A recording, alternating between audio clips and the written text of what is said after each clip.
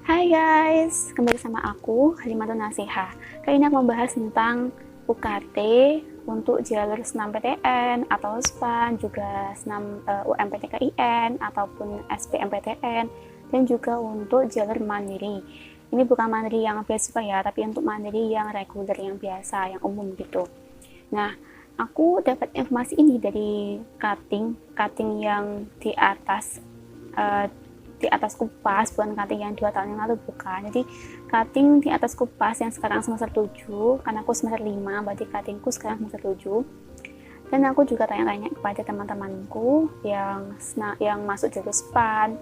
SPAN itu sama kayak senam, yang tanpa tes masuk di kampus, jadi cuma pakai nilai rapot gitu. Juga aku tanya-tanya ke temanku yang masuk UMPTKIN, kemudian yang mandiri gitu.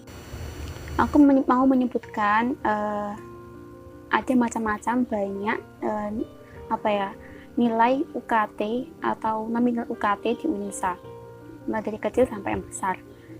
Ada yang cuma dapat Rp400.000, ada juga yang dapat Rp900.000, dan juga ada yang dapat 1,5 juta kalau nggak salah. Ada juga yang dapat 3,6 juta, ada yang juga dapat 5 juta, ada juga yang dapat 6 juta. Kebanyakan temanku yang satu kelas ya, dulu itu temanku yang dekat itu dapat 5 sampai 6. Ada yang juga 3,6 kayak aku. Dan itu juga jalur mandiri. Kok dapat banyak kak? Sama-sama mandiri tapi kok beda? Iya kan, temanku si A ini yang dapat 6 juta.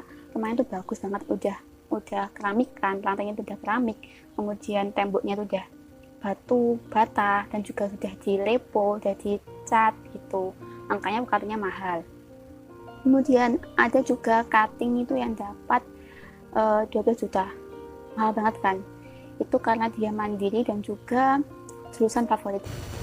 Yang pertama, UKT di UINSA itu selalu disesuaikan dengan pertama yaitu pekerjaan orang tua, kedua yang itu penghasilan orang tua. Jadi buat kalian, karena pokoknya dari kemarin tuh banyak banget yang DM ke aku kayak cerita, kak aku tuh orang yang nggak punya, ibuku cuma petani, cuma jualan. Terus teman tuh aku kasih tahu ya, kalau orang tua aku itu juga petani biasa gitu. Jadi kita tuh sama, tapi nggak insya Allah pasti bisa untuk kuliah di UNSA, karena di UNSA itu disesuaikan dengan pekerjaan dan penghasilan orang tua sampean gitu. Nah, dengan itu aku nggak bisa memastikan UKT untuk SPAN itu dari 1 juta sampai 5 juta, ataupun untuk KT untuk yang SBM dari 5 juta sampai 1 juta, itu aku nggak bisa memastikan. Kenapa? Karena di UNSA itu disesuaikan dengan pekerjaan dan penghasilan tua kalian. Jadi kan aku mandiri, tapi aku mandiri dan aku mendapatkan UKT sebesar 3,6 juta. Sedangkan temanku yang dia masuk jalur SPAN itu sama dengan senam PTN, yaitu masuk di jalur yang tanpa tes, alias masuk dengan jalur undangan atau dengan rapot. Tapi dia UKT-nya itu sama kayak aku, yaitu 3,6 juta. Kok bisa? Karena dia kaya gitu. Jadi di UNSA itu disesuaikan dengan pekerjaan dan penghasilan orang tua. Loh kak, bukannya kan SPAN atau senam PTN itu kan jalur pertama, harusnya UKT-nya lebih rendah. Tapi kalau orangnya kaya, meskipun masuk jalur senam PTN atau SPAN, tapi kalau orangnya kaya, mampu, itu ya katanya mahal, sama kayak anak mandiri gitu. Jadi disesuaikan dengan penghasilan dan pekerjaan orang tua kalian. Meskipun kalian tuh masuk jalur mandiri kayak aku ini, tapi kalau pekerjaan orang tua kita itu cuma petani yang hasilnya itu pas-pasan, itu ya nggak tinggi gitu. Dan juga ketika kalian nanti pas penentuan UKT kan nanti disuruh ngumpulin foto rumah, foto kamar mandi dan sebagainya.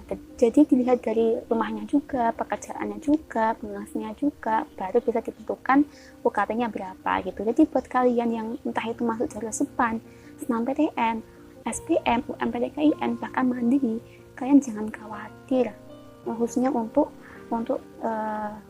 kalian yang sama kayak aku yang nggak mampu, orang tuanya cuma petani atau pedagang, kalian jangan khawatir karena di INSA itu disesuaikan dengan pekerjaan dan penghasilan orang tua kalian. Aku punya teman, dia itu masuk di jalur UMPTKIN tapi UKT-nya 5 juta. Kenapa? Karena dia tuh punya mobil, rumahnya bagus, terus kakaknya tuh bidan, kedokteran, jadi kan wajar gitu loh kalau UKT-nya mahal gitu.